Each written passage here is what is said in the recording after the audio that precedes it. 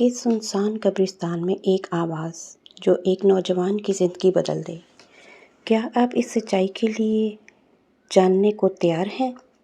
رات بہت خاموش تھی، ہلکی ہلکی ٹھنڈی ہوا چل رہی تھی اور گاؤں کے باہر موجود قبرستان عجیب سی خاموشی میں ڈوبا ہوا تھا۔ اسی گاؤں میں ایک نوجوان رہتا تھا جس کا نام احمد تھا۔ احمد پہلے بہت نیک اور نماز پڑھنے والا لڑکا تھا، لیکن وقت کے ساتھ وہ دنیا کی مصروفیات میں ایسا کھو گیا کہ نماز، قرآن اور مسجد سب پیچھے رہ گئے۔ اس کی ماں اکثر اسے سمجھاتی، بیٹا دنیا چند دن کی ہے، اصل زندگی آخرت کی ہے۔ لیکن احمد ہمیشہ ہنس کر کہتا، امی ابھی تو پوری زندگی پڑی ہے۔ گاؤں کے بزرگ حاجی صاحب اکثر کہا کرتے تھے، انسان جب تک جوان ہوتا ہے اسے موت دور لگتی ہے، مگر موت تو سایہ بن کر ساتھ چل رہی ہوتی ہے۔ ایک دن گاؤں میں خبر پھیلی کہ ایک بوڑھے آدمی عبدالرحمن چچا کا انتقال ہو گیا ہے۔ وہ بہت نیک آدمی تھے، 5 وقت نماز پڑھتے، لوگوں کی مدد کرتے اور ہمیشہ اللہ کا ذکر کرتے رہتے۔ پورا گاؤں ان کے جنازے میں شامل ہوا۔ احمد بھی اپنے دوستوں کے ساتھ جنازے میں چلا گیا۔ جنازہ پڑھا گیا اور سب لوگ قبرستان کی طرف چل پڑے۔ جب عبدالرحمن چچا کو قبر میں اتارا گیا تو ہر طرف خاموشی چھا گئی۔ لوگ آہستہ آہستہ مٹی ڈالنے لگے۔ احمد بھی وہاں کھڑا سب دیکھ رہا تھا۔ پہلی بار اس نے اتنے قریب سے کسی کو قبر میں جاتے دیکھا تھا۔ اس کے دل میں عجیب سا احساس پیدا ہوا۔ جنازہ ختم ہونے کے بعد لوگ واپس جانے لگے، لیکن احمد کے دوست نے مذاق میں کہا، چلو رات کو یہاں آ کر دیکھتے ہیں قبرستان میں کیا ہوتا ہے۔ احمد نے پہلے انکار کیا، لیکن پھر دوستوں کے اصرار پر مان گیا۔ اسی رات تقریباً 12 بجے احمد اور اس کے 3 دوست چپکے سے قبرستان کی طرف چل پڑے۔ آسمان پر بادل تھے اور چاند کبھی نظر آتا، کبھی چھپ جاتا۔ قبرستان میں داخل ہوتے ہی سب کے دل تیزی سے دھڑکنے لگے۔ ہوا درختوں کو ہلا رہی تھی اور پتوں کی سرسراہٹ خوف پیدا کر رہی تھی۔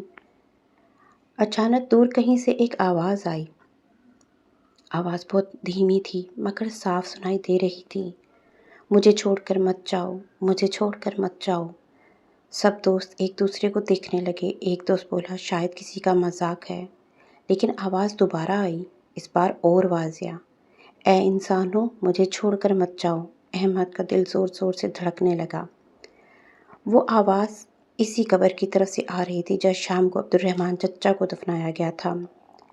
دوستوں میں سے ایک خوف سے کانپنے لگا، چلو یہاں سے چلتے ہیں، لیکن احمد کو جیسے تجسس نے روک لیا تھا۔ وہ آہستہ آہستہ اس قبر کے قریب گیا۔ اچانک آواز آئی، اے انسان دنیا دھوکہ ہے، اللہ کو یاد کرو۔ احمد کے جسم میں سنسنی دوڑ گئی، جیسے زمین ہل رہی ہو۔ وہ فوراً پیچھے ہٹ گیا۔ دوست خوف سے بھاگنے لگے۔ سب لوگ تیزی سے قبرستان سے باہر نکل گئے۔ گاؤں پہنچ کر بھی احمد کا دل پرسکون نہ ہو سکا۔ اس رات اسے نیند نہیں آئی۔ وہ بار بار وہ الفاظ یاد کر رہا تھا، دنیا دھوکہ ہے، اللہ کو یاد کرو۔ صبح فجر کے وقت اچانک وہ اٹھ بیٹھا۔ اس نے پہلی بار کئی مہینوں بعد وضو کیا اور مسجد کی طرف چل پڑا۔ جب وہ مسجد پہنچا تو حاجی صاحب نے حیرت سے اسے دیکھا، بیٹا آج بہت دنوں بعد آئے ہو۔ احمد کی آنکھوں میں آنسو آ گئے۔ اس نے ساری رات کا واقعہ سنا دیا۔ حاجی صاحب کچھ دیر خاموش رہے، پھر بولے، بیٹا اللہ کبھی کبھی اپنے بندوں کو جگانے کے لیے نشانیاں دکھاتا ہے۔ احمد نے روتے ہوئے کہا، میں بہت گناہ گار ہوں۔ حاجی صاحب نے اس کے کندھے پر ہاتھ رکھا، توبہ کا دروازہ ہمیشہ کھلا رہتا ہے۔ اس دن کے بعد احمد کی زندگی بدل گئی۔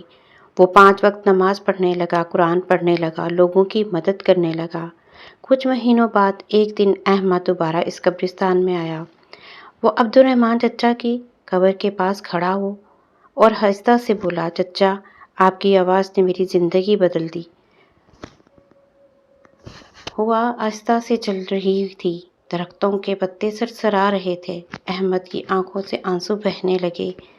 اس نے آسمان کی طرف دیکھا اور کہا، یا اللہ مجھے ہمیشہ سیدھا راستے پر رکھنا۔